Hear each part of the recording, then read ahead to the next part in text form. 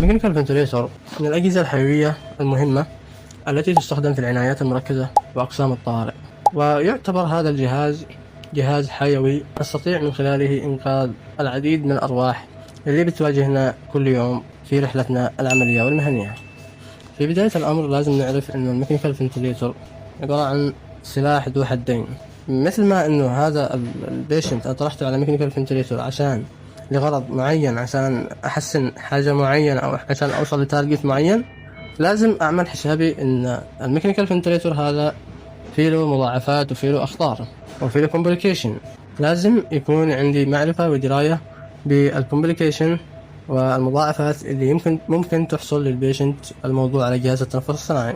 نتكلم عن الفسيولوجيكال تيرمز اند كونسبتس الميكانيكال فنتليتور. ايش هي المفاهيم اللي لازم والمصطلحات اللي لازم نكون عارفينها قبل ما ندخل او نغوص في مفهوم الجهاز التنفس الصناعي، قبل ما نفهم الجهاز اصلا.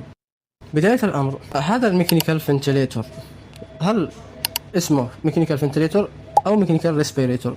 سؤال يطرح نفسه، ليش ما سموهش ميكانيكال ريسبيريتور، سموه ميكانيكال فنتليتور؟ طيب تعال اقول لك ليش.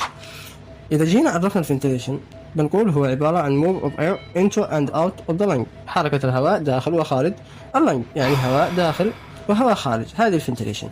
لكن لو جيت تعرف الريسبيريشن هو عبارة عن exchange الأوتو مع الCO2 between the organism and the external environmental، يعني في تبادل الغازات داخل الأعضاء والبيئة المحيطة الخارجية. يمكن يكون هذا التبادل على مستوى الجسم بأكمله، يمكن يكون على مستوى اللنج، يمكن يكون على مستوى الألفيولاي، على مستوى السيل ممبرين، على مستوى الميتوكوندريا حتى.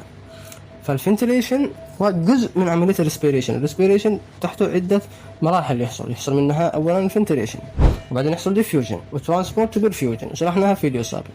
خليكم معنا خطوة بخطوة، تابعونا في الفيديو القادم.